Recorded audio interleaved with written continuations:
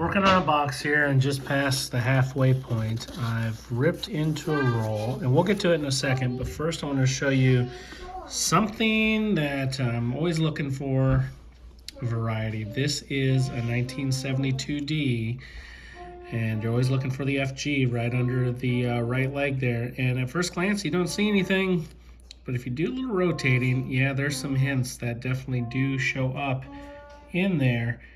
This, if it was not completely there, would be the no FG variety. Almost, we'll call it an almoster, not quite. So just wanted to show you that, something that I am looking for, a few varieties. This is one of them. We got close, just not this time. Anyways, brought you in because of a silver right here in the middle. This is going to be a 40%-er. And it's going to check in as 1967. First one of this box. Let's hope there's more. We are just a few rolls later, and I would say that has the looks of some old silver. What do you think we got? Could it be a Benji, a Walker? Let's find out together. That's a Walker. That's awesome. No mint mark on the back, so we know that came from Philadelphia. Not the worst condition I've ever seen. It's also a common year, 1994. 1994, 1944. That'd be a little different, wouldn't it? Then we'd be talking about an ASC coming out of the roll. Either way, that's old 90% silver. 2 now on the board.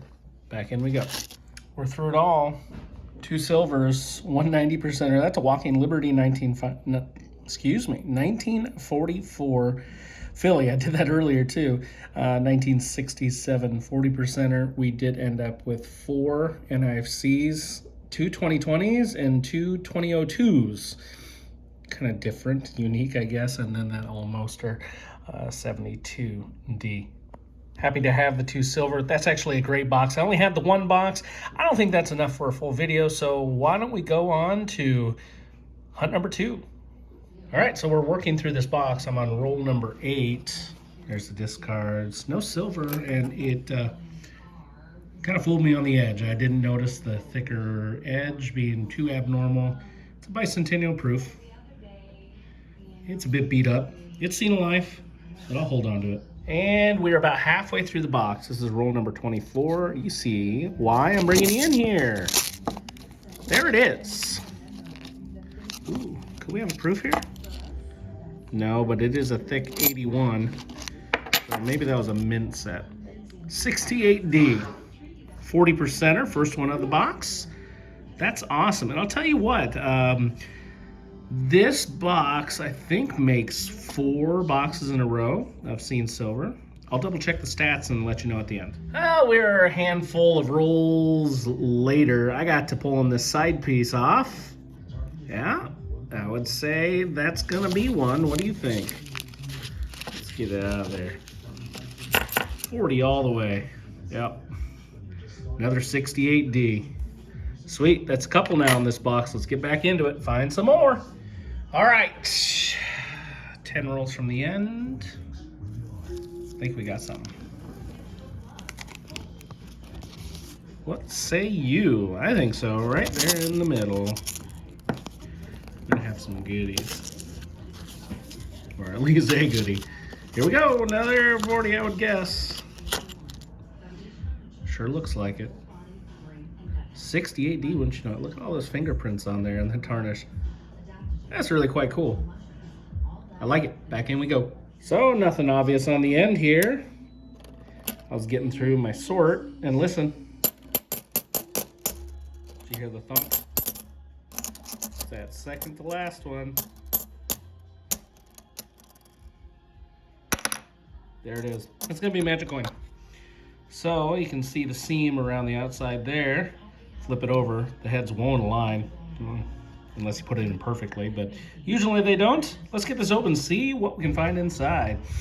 If anything, I have found some empty, but usually there's another coin on the inside. Let's get it open. We got that open. Took a little shaking in some plastic cups. Usually that's enough to get it out. They do make special tools to where you can just slam it down on the table and it'll punch that smaller part right out.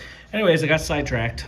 This is going to be a British large cent, 1967. It's been milled down, of course, to be able to fit in there and get the reverse of the half on there. Very cool how they do this. I actually don't know, but yeah, I gotta imagine it's quite the art to be able to mesh two different coins together so they fit together seamless.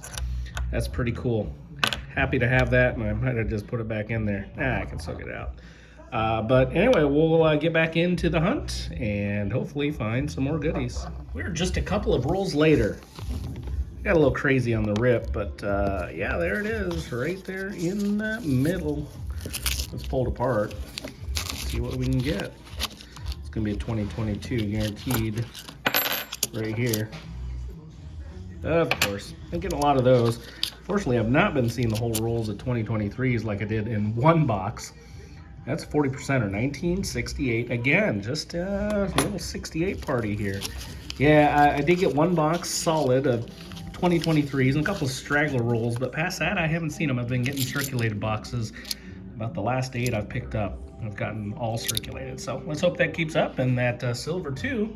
Maybe we'll squeeze out one more in the final 4 rolls. We are at the wrap up. Thanks everyone for supporting the channel. Consider subscribing if you're not, like this video, and ring that bell so you're notified when my next video drops. Here's a recap. We had 4 40%ers. All of them were 1968 Ds. Nice look at them right there. We did have that one magic coin with the large cent on the back in 1967. We also had a proof. That was a bicentennial. Ended up with 17 NIFCs, adding more to the stack. And I did check, 8 out of my last 10 boxes have produced silver. A couple of those have even been double-digit silver. So the silver train's rolling on. We're doing great. It's awesome. Happy to add these 4. Thanks for watching, everyone. Stay healthy, stay safe. We'll catch you next time. Well, got in this box, first roll, opened, flipped. Nothing interesting. First roll though, that'd be a silver edge if I've ever seen one. We've got a mix of 2022s in here, others, and it looks like silver. This one's in really great shape. A lot of luster, in fact. Some good cartwheeling. Happy to have it. We've got hope for the rest of the box.